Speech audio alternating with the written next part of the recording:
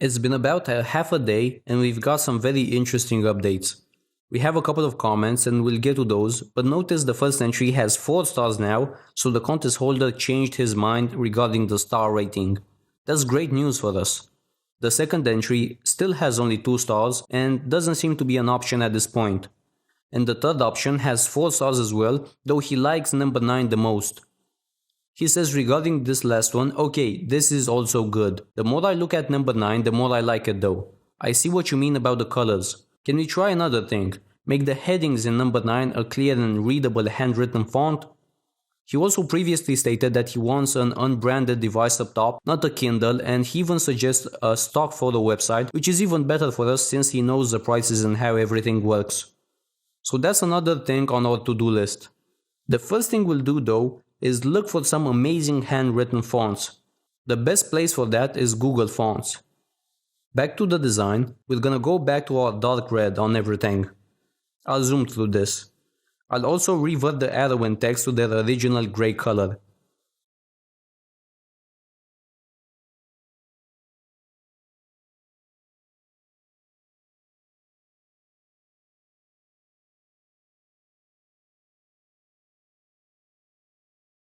An important step you shouldn't overlook is to save multiple versions of the project as you go along. Just in case he says he wants that blue and green back, for example, now we have that version, but also the new one we're currently making. This works best when the client asks for major revisions, but then changes his mind and wants the old one back. Okay, now for the fonts. Copy a headline and paste it into the preview text field. Select only the handwritten fonts and look for one that's very clear and easy to read. We're probably gonna give him a couple of options so he can choose. We don't want anything too fancy though. This looks pretty good. I actually think I have this font. I'll select all the headlines and then change the typeface. This is the best way to go about it. Changing one headline out of context doesn't give you a clear image. This looks decent, but it really depends on what he's looking for. This one is clearly less professional. Not sure if that translates into a warmer design.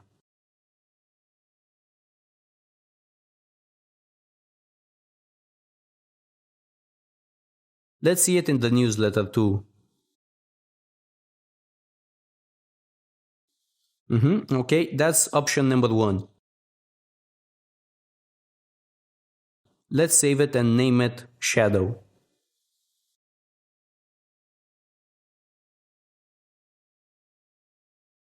Maybe Damien.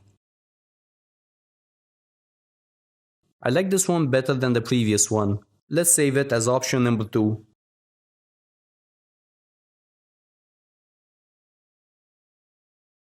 And maybe one more option for him.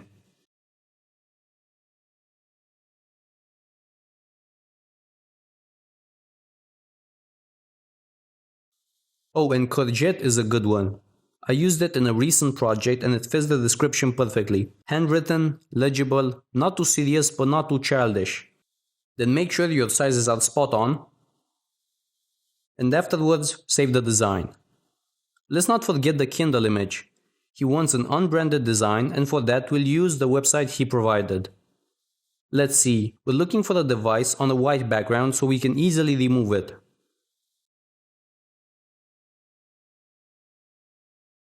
These options seem fairly okay.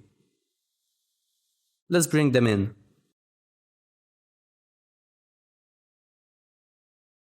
Let's change the blending mode to multiply and then make a clipping mask. Make sure we're above our pattern background, otherwise it won't work. Open up the guides to be sure you're aligning it well on the left side. Make it a bit smaller so it fits better. Okay, that's great. Let's try the other one. Well, the interior screen has a funky color and without change in the blending mode, that's not gonna help either. Plus it says news inside it and remember this is for ebooks. Back to the website. This is my second option. Let's adjust it. I will take the time to change the blending mode to normal and remove the white area because we're dealing with a hero section here. This will have a lot to say regarding our rating and we might want to add some effects to it. Of course, we can't do it if the background is white. Select it with the magic wand or quick selection tool, whichever feels more comfortable, and then go to Refine Edge. Here it's a matter of trial and error, though in general I do consistently use the smooth option. Okay, we can at least add an outer glow to it. Just copy paste the layer styles and play with the settings, liven it up a bit. Now do the same with the other device. But this time I think I'm gonna skip the Refine Edge because this seems to have pretty smooth edges. That's because the contrast is very high from white to black, so Photoshop does a great job in identifying those pixels. We'll use this image in our mockups, but we have quite a big gap between it and our text. Let's fix that. While we're at it, we should adjust the color of the separator as well, since that yellow isn't relevant anymore.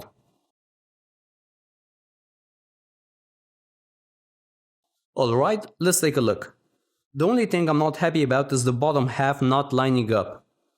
I thought about it, how I should resize the text layer, make the video player not so wide, maybe adjust its height as well, but then I decided against it. We'll resave these options again, but we'll vary our device up top, so we'll have 3 options with 3 fonts and 2 devices. That's on the edge of being too much. Never provide too many options for the client, even if he asks for that, because usually he'll get overwhelmed. Additionally, that shows you're unsure of yourself. There are a few loose ends here and there regarding our element spacing and alignment, but that's to be expected with these variations. Saving 3 separate projects for each font might seem like a good idea, but if we were to do that for each contest, we'd wind up having way too many projects in a designated folder. Remember, we'll constantly be looking at different projects from the past so we can take inspiration for a particular element to reuse.